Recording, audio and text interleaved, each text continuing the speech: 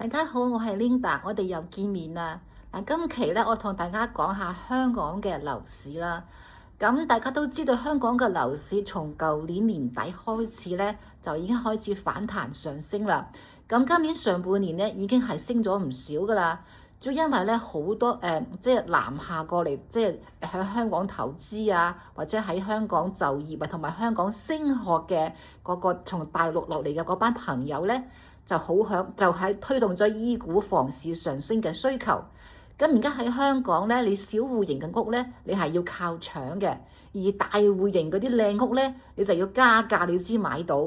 咁喺呢種情況下邊咧，好多人就話：香港嘅樓市我仲可唔可以入市啊？係咪再等等啊？定係而家繼續去追高咧？會唔會而家買入去係買貴咗，定係會俾你套路咧？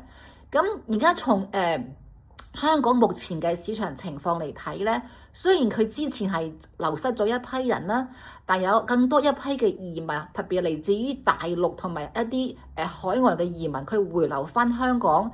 咁咧，因為香港而家又有打算打造呢個 crypto 嘅中心，同埋一個AI 嘅一個出海嘅企業嘅一個首選嘅選發地啦。咁而家從呢種情況嚟睇咧，香港對呢個住房嘅需求咧係遠遠都未達標嘅。咁特別好多大批嘅內地嘅學生亦都嚟香港求學啦，推動咗香港樓市嘅嗰個租房市場嘅需求。咁而家香港嘅租售比咧係非常之好嘅，差唔多係去到4.幾同5%左右。基本上咧，即係你貸款買樓，你係可以 cover 得到，你嘅租金咧係可以 cover 晒你，幫晒你冚晒你所有嗰啲費用嘅，包括貸款嘅利息。尤其而家香港銀行嘅貸款利息咧，其實而家係好低嘅，得1點幾厘嘅啫。咁所以我覺得喺呢種好有吸引力嘅市場同埋貸款嘅利好嘅情況下邊咧，香港嘅樓市咧係好有可能係繼續去走高嘅。咁樣嘅話咧，我覺得喺呢個時候你入市嘅話咧，其實係追高，其實唔係叫做追高，係只不過啱啱開始山頂攀升嘅位置嘅啫。如果咁樣嚟睇嘅咧，香港嘅樓市喺今後嘅呢幾年咧，會有可能更加上一個台階嘅。咁當然係我個人觀點啦。我覺得我係比較睇好香港嘅樓市，因為佢背靠中國大陸啦。